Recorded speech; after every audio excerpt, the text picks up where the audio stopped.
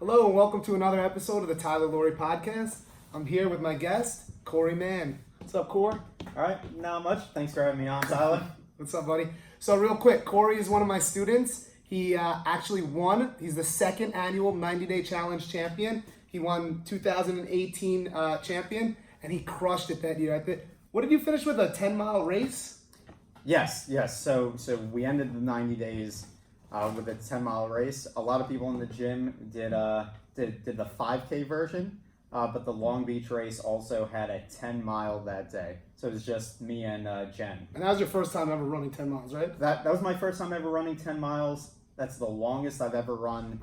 A couple weeks before, we had done a 6-mile race, right? It was a 10K. Oh yeah, I did that with you guys. Right, I it was a 6.2 miles. One in Jones Beach.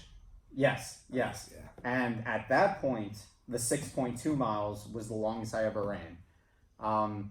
The thing about the 6.2 miles that disappointed me was halfway through, I stopped. I walked for about a minute and a half. And then I knew for the 10-mile race, I wanted to do it, and I just didn't want to stop. And you didn't. I mean, what was the conditions on the day of the race? I was supposed to run the race with them, but in classic 90-day challenge, I got hurt the day before. I popped my rib. I actually ended up going to the emergency room on day 90, but I was there to support him, and it was pouring rain that day. This guy's shoes must have been. Oh yeah. So it was a torrential downpour.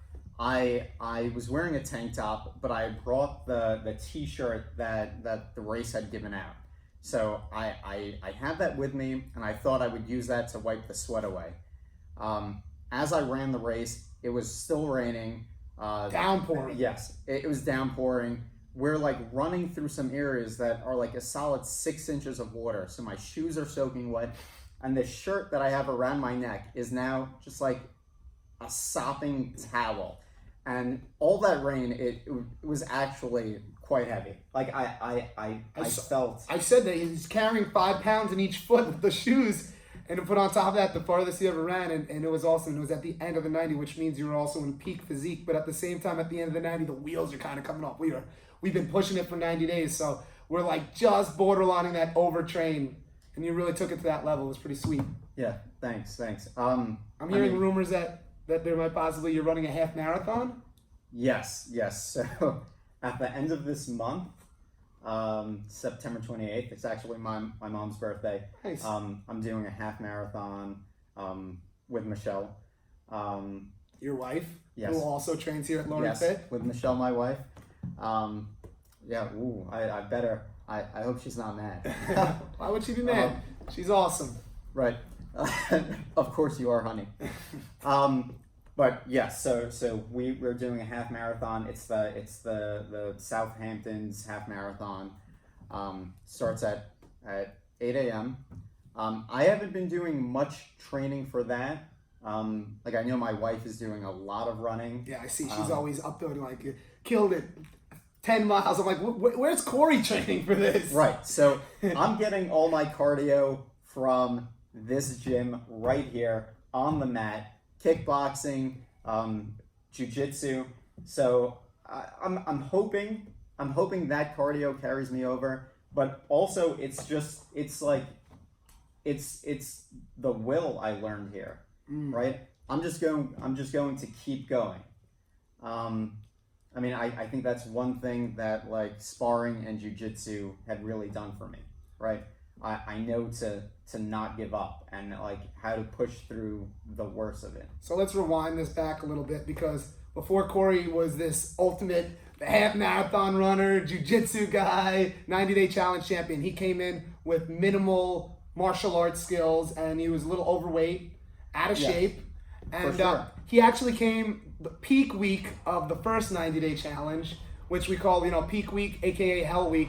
And he came in was day 83 of the 90-day challenge? Yeah, it was I think it was day 83 exactly. And I was like, all right, we're starting off. We went 4 laps around the block. We were hitting him with everything. Laps, hour 15 class, 1,000 crunches. He was in peak week. Yeah, so my very first class here was insane. So my only experience with kickboxing in the past was going to I Love Kickboxing for about a year and a half, right?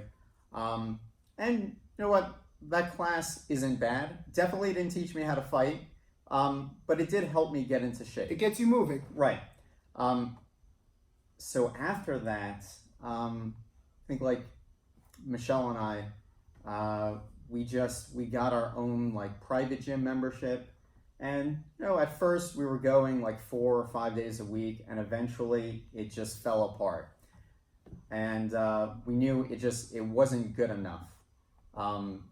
We just couldn't maintain going to a gym and doing our own workouts without guidance. And she had this idea, to start kickboxing again, right? I mean, we like thought about CrossFit too. So we did actually try out a couple places. We went out, we found a local CrossFit place. It wasn't that good. At least I didn't think so. And then she went to a couple of kickboxing places that she found from a Google search, and they weren't that good. And then she found this gym. Awesome. Google search as well? Right. Yes. That SEO. Yeah. So it was just from a Google search. So Awesome. Our first class here was day 83. Of the first annual 90-day challenge. Yes. And I mean, I walked into that class, I was 176 pounds. I was definitely out of shape, right? I had no muscle tone. What's your height? 5'6". 5'6", Yeah, yes. like 5'6.5". Me too. And that class was exhausting. I mean, I tried to follow everything, but I could not do all these movements quick enough. I mean, I remember thinking like there was no way I could do 20 kicks in like 2 minutes, right? Like that's just like kicking too fast for me. At least back then. Now I can do that. But I knew after that first class, I was so exhausted that I knew this was a place, like this was a place that was going to get us in shape. And that's what it's all about. And it was awesome. What about that belt real quick? So I give out a championship belt every year. We get a little competition going with the 90, whole different bunch of things. But Corey won the second one, the second year 90-day challenge, and there he is. There's his belt right there. Let's place this bad boy right in there. Yeah. Oh, it's so nice. Yeah, look how shiny. Gems. So not only was Corey getting involved with that, but he also started learning like the martial arts. So we started training in jiu-jitsu as well, and he really showed interest in it. And we've been doing jiu-jitsu now, and he actually entered his first tournament, and he actually won his first tournament. Why don't we about that gold too? Why don't we show them what's going on? He actually got his first tournament win with the guillotine choke. And talk a little bit about what the jiu-jitsu journey has been for you. Okay, so after my first 90-day challenge, right? That's when you had announced that you were going to start this program in the fall. And I never heard of, Brazilian Jiu-Jitsu before in my life, right? I think I might have heard the term Jiu-Jitsu. I was like, what's Brazilian Jiu-Jitsu? I had to do a Google search, right? And I see these people, just like grappling, doing all these fancy moves, right? I have no idea what's going on. It's like they're pushing and pulling on each other and like turning upside down. And I didn't know if I was going to like that. I had just actually never thought about it before, but since you were offering these classes, and they were free, right? I said, I got to give this a shot, and I'll just try it. And first class on the mat, I loved it. Thinking about that first class, I had no idea what was going on, right? That's really when I learned, like the terms that every Brazilian Jiu-Jitsu practitioner are going to become used to, right? Like guard, side control, mount, hooks right. in, rear naked choke, all that fun stuff. Right. But after that first class, I mean, I still couldn't even remember what these terms meant, right? I had like a cheat sheet. It was like side control is when you're across your opponent, right? Like, so. And he kneed me in the nuts about 5 times that night. Yes, that's true. In nobody will hurt you as bad as a white belt. In true white belt tradition, I would knee Tyler in the balls, trying to do any move, even if I was on bottom. Just put that knee up. So we started by training no-gi, and then I practiced that for about 8 months. And what I have to say about the jiu-jitsu journey is it's slow. I mean, maybe you have a lot of experience, maybe you wrestled in high school, but for me it was really slow. I did that 8 months, and I came out of that 8 months not feeling like I knew anything, right? Like, I learned the terms, I knew some movements, at least like conceptually. I couldn't really do them. I definitely couldn't do them well. I still probably can't do a lot of the stuff well. It's a learning process, it never ends. That's the most beautiful part about jiu-jitsu, is it never ends. It always just keeps on going and going, and there's always another level to get better and better. And as long as you're open-minded, that's all that anybody ever has to be, I guess, in life as well. I mean, life's all about learning, and why rush the journey? What's the rush? That's what I'm doing. I've been doing it for 12 years myself, and I'm still, brown belt, pushing it. I love it every day, and I didn't realize how much joy I would get in actually teaching it and watching you guys improve. Corey wanted to challenge himself, and he wanted to actually compete against other same level guys, so he signed up for his Naga competition. Yeah. So my first tournament was last January. I signed up for this when we started last fall doing gi jiu-jitsu, right? And once I put the gi on, it just felt official, yeah, right? Yeah, the uniform. Right. And then after practicing, with the gi, I started to be able to pick up moves like a little bit more easily. You got the grips, you got a little more to hold on to. Right. And it really had less to do with the gi. It was just at this point, right, when I signed up for that competition, You were all I had maybe like 13 months of experience, right? And yeah, I wanted to challenge myself. So I signed up, and I won my very first match. It was in no gi, right? And I had been training in the gi for the last couple of months. I had a bunch of friends there, and my coach there. We had some other people from the gym. Shout out to Raquel. Yeah, Rock. Yeah. Who's always supporting me. And everybody else. She's. We talked about it on the last one. She's the Rock. She holds down the gym. Yeah. And I was like, that day I was nervous. Bro, this kid, he killed it. Let me get to it. This kid slapped on a guillotine choke, threw the guard up, and just squeezed. I'm sitting there going, squeeze.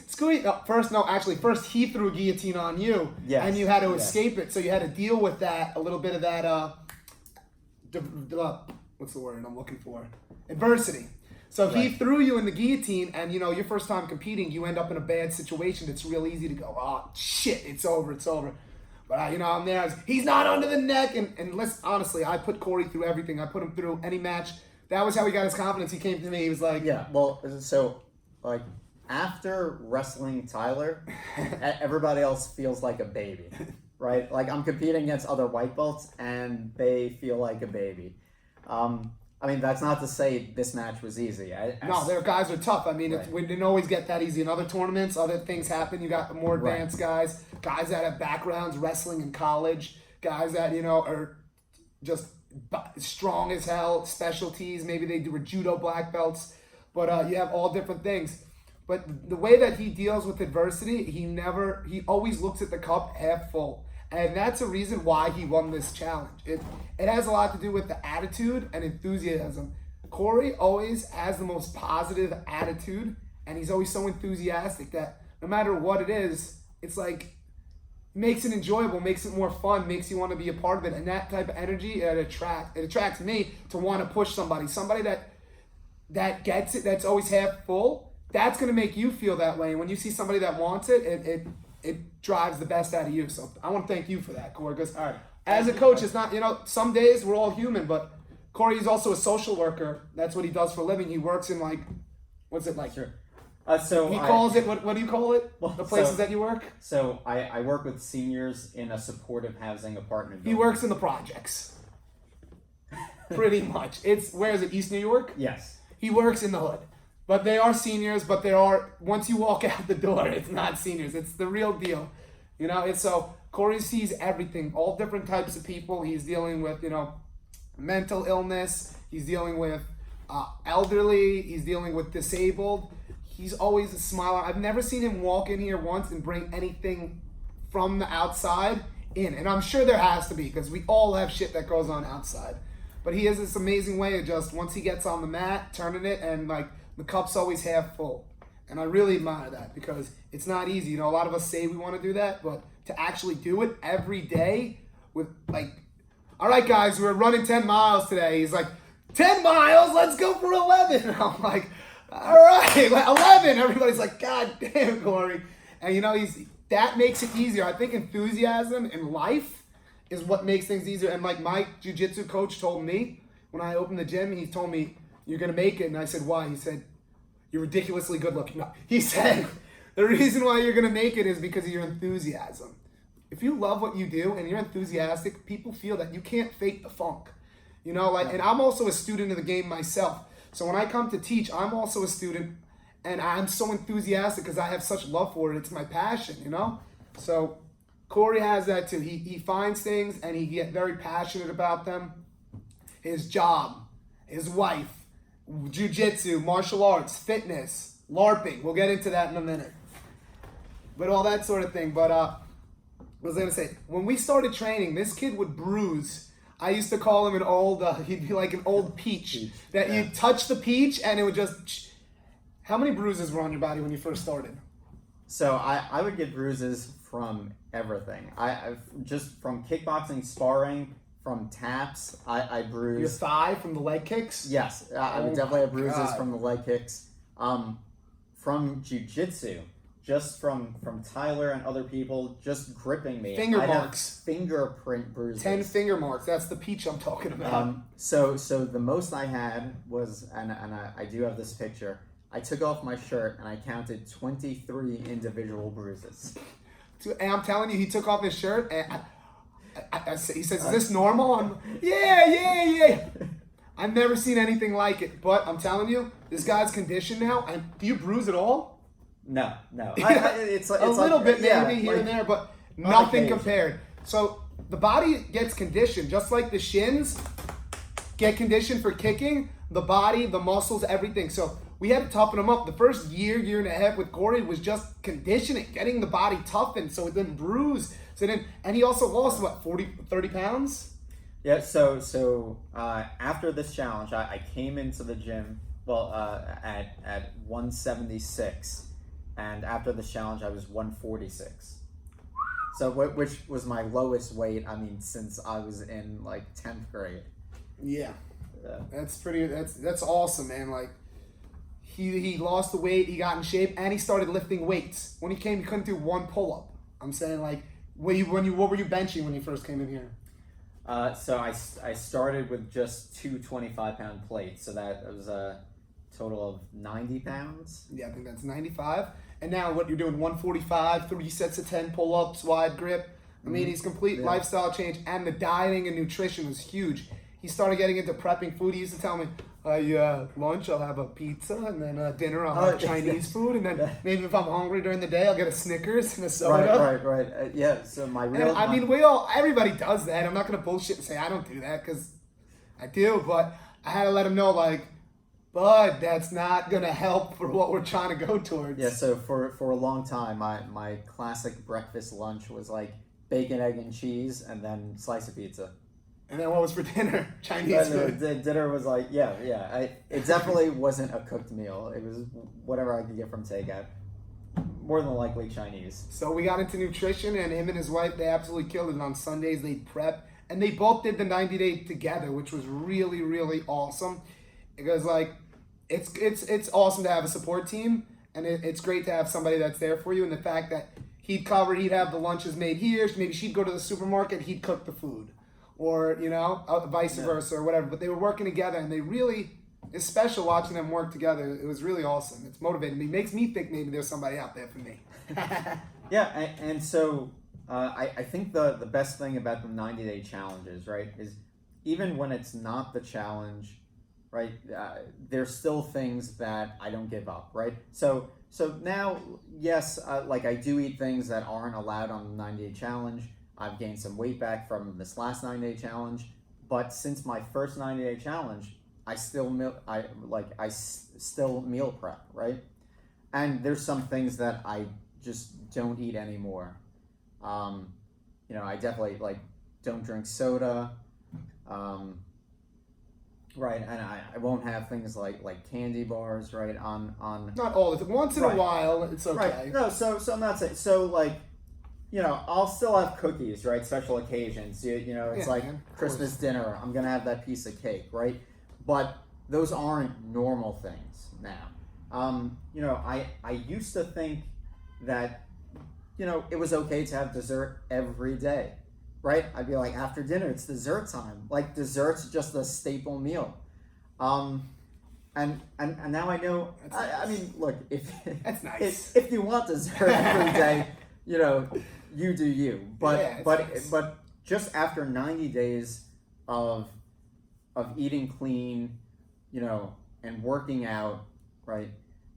Like your kickboxing and your weightlifting, right? All that cardio. After that 90 days is done, right? There's some things you just won't go back to because you realize you don't need them anymore, right? Like you don't even have a craving for them. And even if you do go back, in another 260 days, we're going to do another 90. Right. And like what I find is by the time, right, that I started to build some bad habits back, right, it was actually time for the next 90. And this year we're actually doing something that we haven't done because people are requesting, we should have 290s. It's a lot, So we're going to do this year, we're doing a tune-up. We're doing a 30-day tune-up in October. Ooh. And it's going to be a mini 90-day challenge just for 30 days, just something before the holidays because everybody knows, especially where we are in New York, November comes, Thanksgiving, and then December is Christmas, New Year's, and then it's cold, it's dark, and it's really hard in New York to live active and eat clean when it's just getting dark at 5. It builds character, You're like, yeah, motherfucker, yeah. But it makes for hell funny people, but it's hard to eat clean and stay healthy in those dark times, If we were animals, we'd probably be hibernating. It's and it's cold, so you don't necessarily want to have your body fat percentage. I'm freezing during the winter, so it gets hard. But now we're going to do this little tune-up, a little kickstart for October, so people feel good going into the holidays, and then before you know it, November, December, January, boom, February, we kick off another 90, and it ends usually the last week of May, which is Labor Day weekend. Or not Labor Day, Memorial Day weekend. Labor Day weekend just passed. Yeah, so this guy in winter months wears sweats and a hoodie under his gi. And if you haven't worn a gi before, gis are pretty heavy. They're pretty hot. Yeah, I mean, I'm cold. But yeah, we warm up. I've been doing this for a long time. So when I first started training and I saw the higher belt guys doing shit like that, I thought they were crazy. I thought they were nuts. But what happens is after a while, you get crazy. You turn into those people. You turn it, after a while, it's just progression level. But what you have to remember is everybody starts off as a white belt. And just like in my program, everybody starts off as a white glove. And it's just enjoying the journey because that's it. You're going to get better. It takes you a little harder to get warmed up because my cardio is a little better, so my heart rate doesn't bump that fast. So I'm staying cooler, so I'll leave the sweatshirt on. I'll put it on. I have a friend, Adam, who wears a freaking wetsuit under his gi. He wears a wetsuit. This guy's an animal. Shout out Coach Adam. He wears a wetsuit, so sweatshirt doesn't sound that bad. He'll put a hoodie over the wetsuit. Jeez, he's still in his college wrestling days. He's holding on to that shit. But I'll tell you what, he's a beast. He's like 38, absolute beast. And some of those guys really that I train with inspire me. And then it's awesome because it gets to trickle down and then I get to inspire others. And then now guys that walk on the mat see Corey and they say, well, Corey has a good, and now he's inspiring. So that's a really beautiful thing about this whole inspiring each other is it trickles down. So your effect has an effect on somebody else, which has an effect on somebody else, which has an effect on somebody else, and it keeps on going. And negativity can do that as well, But we're really trying to stay positive here. And like I said, his enthusiasm and his glass always half full attitude really helps for that. So it's beautiful. Really, it's all. I want to thank you for that, Core. Yeah. Thanks, bro. I think when you see other people doing things, right, and like other people, you know, like overcoming adversity, right, like other people who may be overweight, right, like being able to lose that weight, other people who, you know, have never thrown a punch, being able to punch, right, like people being able to touch their toes when they've never touched their toes, right, and like seeing that, or even you know, hearing their stories, right, it makes it contagious, right? You're like, well, they could do it, right? Then maybe if I work too, right, then I could accomplish it. And that's what's important about being out there and being in the gym and seeing the person on the bag to the left of you and seeing the person to the bag on the right of you and saying, I'm too old, and then seeing somebody 20 years older than you absolutely killing it, and you're like, all right, I'm going to shut up now. Like, I'm just making excuses. And that's how I got into it. When I started doing jiu-jitsu, I saw all the guys had six packs and were ripped, and I was like, that's the type of person I want to be. Positive person, people like that. And even some of my coaches, when I started jiu-jitsu, one of my mentors, Joe Scarola, my head coach, I saw him, I said, you know, like, that's the type of, he's like a stand-up guy, he has a business, I like how he interacts with people, you know, he doesn't look out his age, like, he still looks young, he acts young, and I was like, that's the type of thing. But you have to get around those type of people. It's very important to be around it. It's one thing to watch the game on TV, it's a totally different feel to be in the stands at the game. You know, you can watch the game on TV, but when you're in it, oh, it's different. You see everything, you can smell, taste, hear, it's a whole different experience. Right? Yeah, I mean, that is for sure true. And that's why, you know, when my wife and I, when we were just going to the gym alone without any direction, right, without a coach, without, you know, classmates, right? Structure, no structure. You need Right. structure. That we weren't accomplishing much, right? But like coming here, I gave you a path. right, having a coach and being part of a community. Accountability right? as well. Yes. So I know if I don't come to a session, I'm gonna get text messages right, from training partners. Yeah, people want you there. Yeah. We need, you know, that's it. We're building a community, and it's really good, and it's positive. There's too many people in this world trying to bring each other down. They have this scarcity mentality, but it's not. There's enough for everybody. It's not. We don't live in the olden days. It's not like only this person could eat and this person has to starve. We could all eat. We could all take care of each other, and that's what it's all about. This whole, in my opinion, life is about human connection. Everything else is bullshit. You can't take anything else with you. When you're there and you're old and you're lying and you're taking your last breath, all you have is the memories and the connections that you've built with other human beings. I believe that's why we're on this earth.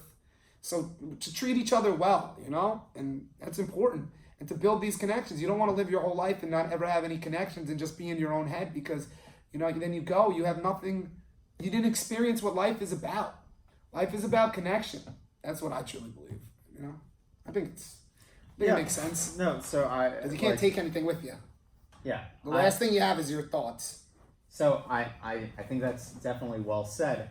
And I guess what people watching might want to know, well, okay, that sounds right, but can they get that from other places? And of course. What's the advantage to like coming to a gym and like having that connection? Well, physicality brings people closer than anything, I think, right off the bat. When you sweat with somebody, you bleed with them, you guys are breathing at the same rate, I think right off the bat, that brings you closer. That's a bond, you know, right away. The only thing closer than that is life or death, is like going to the war with somebody, like, you know, like that brings you guys really close. But second to that, this is combat, you know, in a way. We are being combative with each other and being physical, and we trust that we're not going to hurt each other, you know. But you can't hurt your partner because then you have nobody to train with.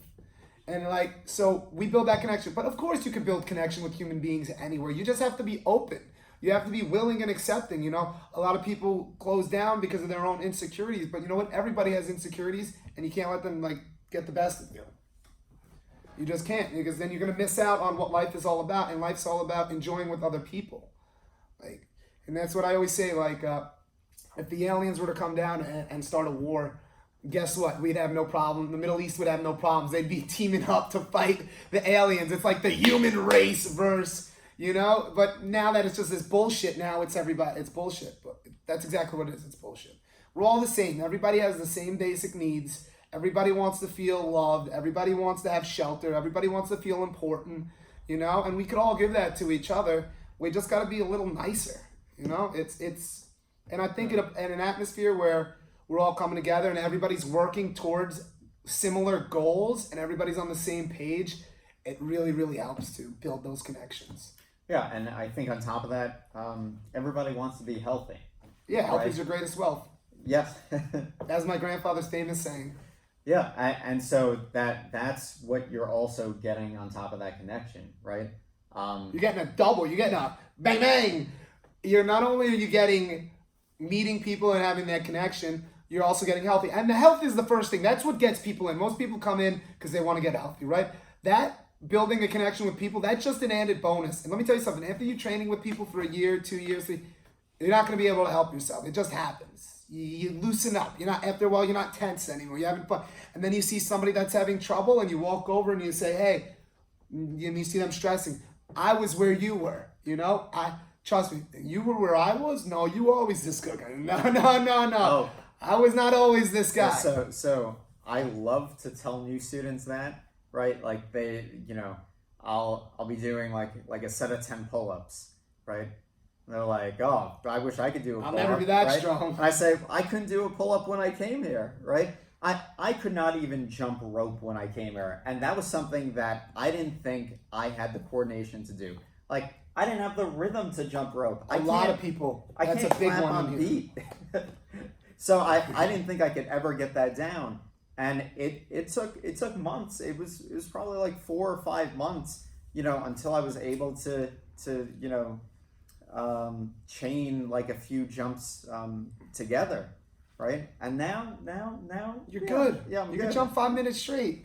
Yeah, you can run the rope. That's what happens. And I have a lot of people that do, and they get discouraged. And I tell them, you're gonna jump rope. It's gonna happen. As long as you just keep on going, it happens. It happens to everybody. I haven't seen anybody that's kept on, persistent, not get it. If you want it, you'll get it. It's just a matter of doing it, and that's it. Yeah. So I mean, it's the same with the speed bag. I didn't think I could ever get the timing for the speed bag, and then 5 minutes after every class, I would just go over and just like hit the speed bag and like just try to figure it out. It's everything. I'm not the best, but I could actually do it. Like I said, when I started jiu-jitsu, I was a white belt. When you start this, I was a white belt. Like everybody starts off at the basics. Yeah, some people are going to come in with more natural athleticism. Some people are going to come in with more strength. But at the end of the day, usually the person that's the best is the person that just keeps on keeping on, And everybody has their own thing that they're good at and their own. This person might be really athletic, but he has the the fight IQ to see this or that. Where the other guy's just going, and he sees that, and then he takes a part of that athleticism. He gets the rub from that guy, and then he uses that with the fight IQ, and now the guy gets the rub from him, and it's just bettering everybody. And by the rub, I mean rubbing off the skills of each other. That's what in the industry you call it the rub. So if I go against somebody that's really good and they start like putting me in this, cupping my chin and pulling my head, and I never did that, and they're tapping me, guess what? 5 rolls later, I'm cupping people's chins, I'm pulling them up. I got the rub. It rubbed off. I know if it works against me, it's going to work against somebody else. Yeah. It's pretty sweet. And I'm not sure if you've explained your glove system here, like on a previous podcast. I don't think so. Maybe. Everybody here starts off as a white glove. I think I did actually on podcast 1. I talked about how I introduced the gloving system, like the jiu-jitsu belting system, to our kickboxing. So you start off as white, you get your 4 stripes, you go up to blue, purple, silver, all the way up to gold. So there's a whole process, and I put people on a journey because when I realized when I opened up a gym, and when I worked at gyms, people are like, I want to lose 20 pounds. I'm like, all right, great, awesome. I give them my heart and my soul. We train every day. We become friends. They lose 20 pounds. Thanks, Ty. Bye. What? I just got you to the best shape of your life. Why stop? I hit my goal. So I realized people, yes, need short-term goals, but also they need something in the distance, a long-term goal, a real reach. something that 20 short-term goals could get to. You know, something. So that's when I said, you know, the gloving system. It came to me, boom, just like in jiu-jitsu, you know, you want to be a black belt, it's going to be long, it's going to be maybe possibly 10 plus years, but focus on getting that first stripe on your white belt, the small term goals.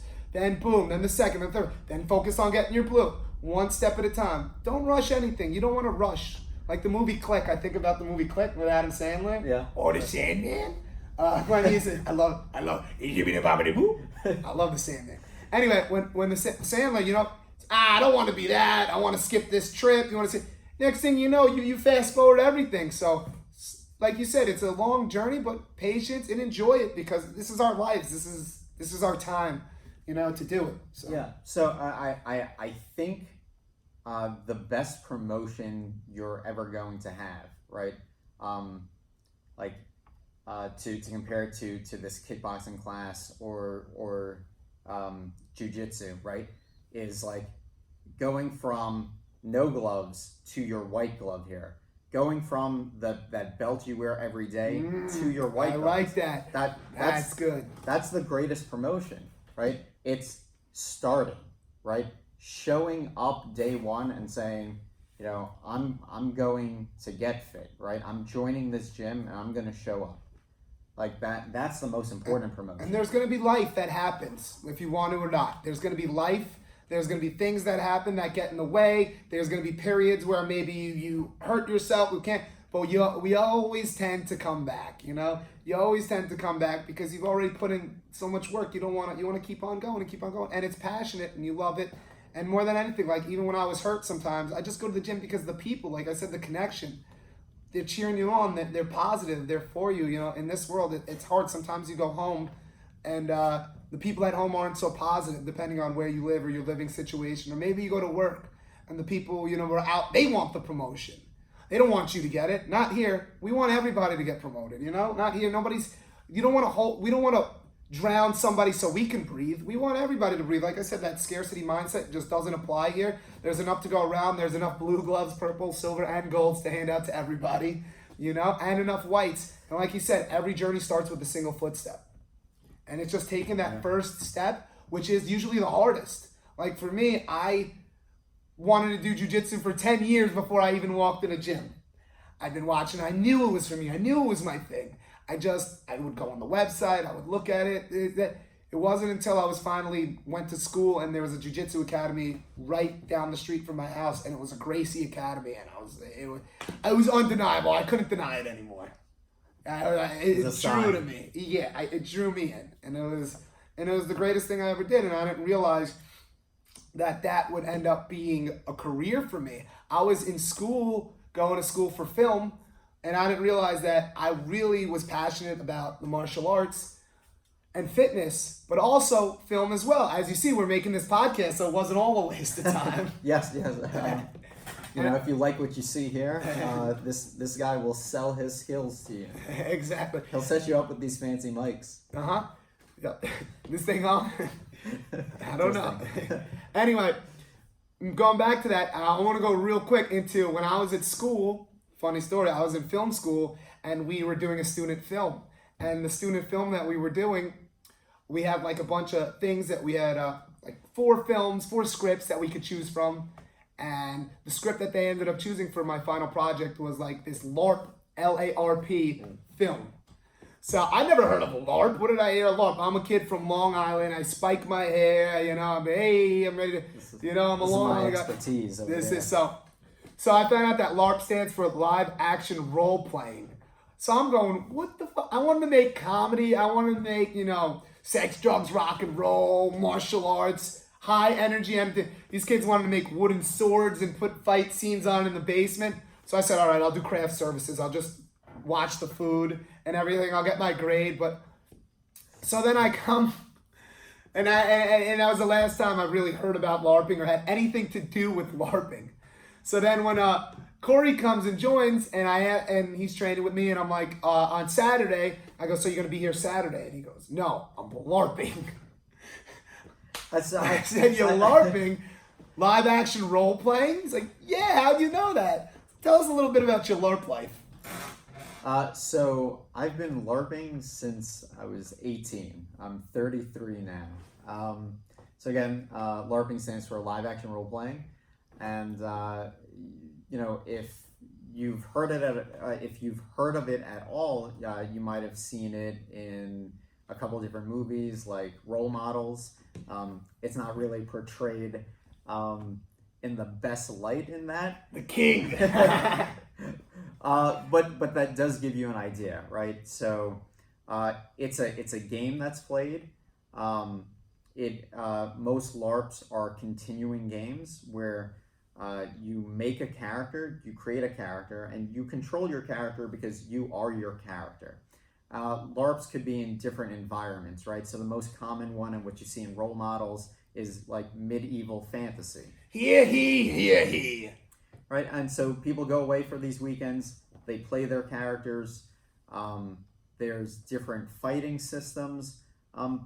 So you could think of it like playing a video game like Dragon Age, like playing Zelda, right? But It's my favorite game of all time, the Ocarina of Time. Oh yeah? Oh yeah. Well, it's classic. That's classic. But so in that case, I mean, instead of just controlling that character, I would be Link. You have that shield, you have that sword, and I have the Triforce in my backpack. And you can do whatever you want, like within that system, right? Within that realm. Right. So within that world that you're thrust into. So what character are you? Because he has a reoccurring character. So I've played at a few different LARPs in the last 15 years, but since I was 18, I've always gone to Realms of Adventure, which for the majority of its life has been in Sparta, New Jersey. And I played different characters, over the course of my time there. For a good chunk of time, I helped to run the game. But the last 3 years, I've been a player again, and I play a character. His name is Scrin. He's a ratling, which in our game, is a humanoid rat type of creature. Love that. And he is a rogue. You're a solo rider. So in this world, that's a class. So it means like people that can attack you from the shadows, like stealth attacks, like attacking from behind. People that are good at lock picking, that sort of thing. I'm also a mage, and I'm also a cleric. So you got the potion. So if you guys need to get the potions, Corey got you the hookup. Right. So if you need to hear about different gods, if you need some magic spells cast on you, you could find me at this gym. It was so funny that he was involved with this, and now I'm actually. It's interesting to me because Corey's such a great guy, and I have so much fun with him. I actually would like to see it, maybe actually firsthand one time. I don't know if I could spend the whole weekend do. If you want to come, it could be a Friday night to like Saturday afternoon thing. I'm down to LARP a little. Yeah. I had it's like you said, it's just you're building connection with people out there, right? You're having fun. The people out there, you've been LARPing with them for a long time. You're physical with them. You're moving. You're out there, and you build these connections with these people. I think it's a great thing that you're doing. Yeah, it's great. I mean, it is like camping with friends and having an adventure all at once. And too many people try to grow up too fast. They don't want to still hold on to the things that they love because this or that. But I really like that about you, that no matter what, you're going to do the things you enjoy because you enjoy them. Yeah, when I started LARPing, I used to tell people for years, right, that I was going camping. Right? I would never tell anyone I was going LARPing. I'm going camping, and he put on his Ratling helmet. Right. If I told people I was going LARPing, I would then have to explain it, and then I would be embarrassed.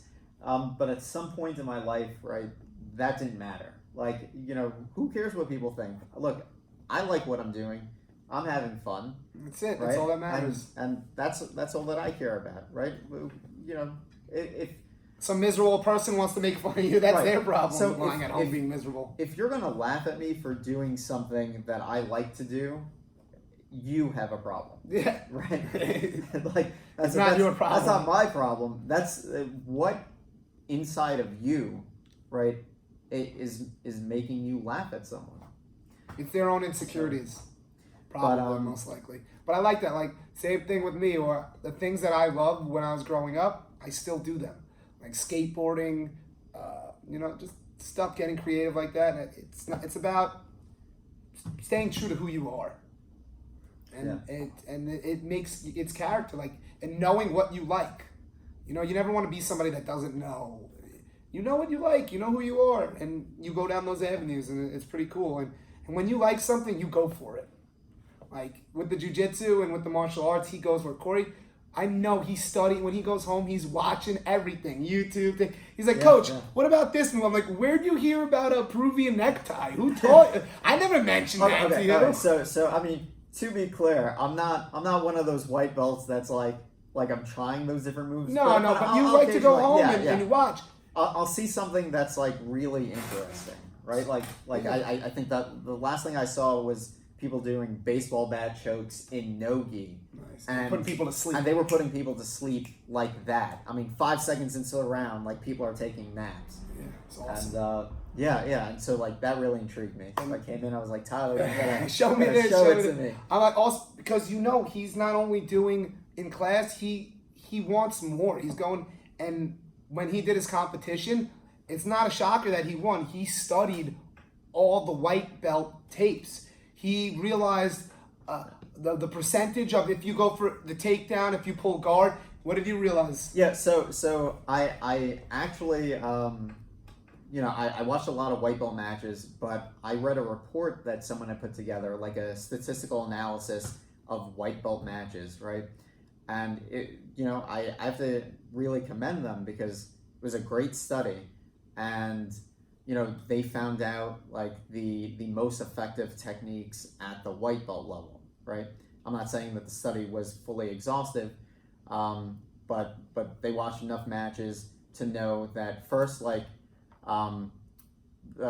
the competitor to get a takedown, right, was winning 77% of the time. So all matches start from stand up. If you get that first takedown, you're 77% chance to win. Right? That's a high percentage. Yes. That's great. Those are great betting odds. Yeah, and also for competitors that just tried more techniques and tried more moves than their other competitors, they had like a 68% chance to win, right? So it's that if you're just doing more things, right, it's giving you more of a chance, right? And that might sound like common sense, but I mean, it's not. Like, somebody might think at the white belt level, well, if you could just do this one move, great. Well, that's not true. I mean, yeah, you might get some people with that, but you need to know more than one move, and you really, when you're on the mat, you need to try things, right? You just need to chain things together. And the white belts, always talk about that, right? Chaining takedowns, going from the single to the doubles, on the takedowns, or chaining, triangle, armbar, omoplata, whatever. Yeah. And the white belts that actually have more techniques to like chain together, right? We've seen are more effective, right? At least according to this study. But definitely one thing I saw just from like watching tape is the person that scored the first points normally from that initial takedown, right, was usually the winner. Right? Because then it's a game of catch up, right? So you get in there, your opponent throws you down, right? They get 2 points, right? Then maybe you sweep them, right? You like reverse position, right? And you get 2 points, right? And then they reverse you, right?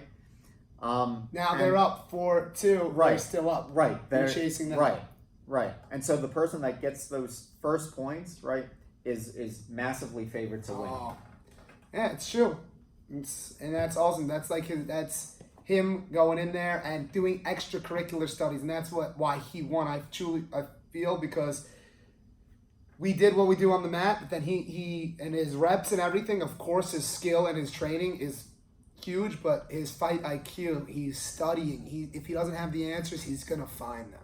Right. So I would say for that first match, and most people aren't like that. Right, for that It's first not. match, like for me, because of nerves, and I had a huge adrenaline spike, right? Oh yeah, Like my your fight heart's in IQ your was, throat is like. yeah, my fight IQ was pretty low, but Oh, you said you went blank in there. yeah, You said I've never been so kinda- dumb in my life.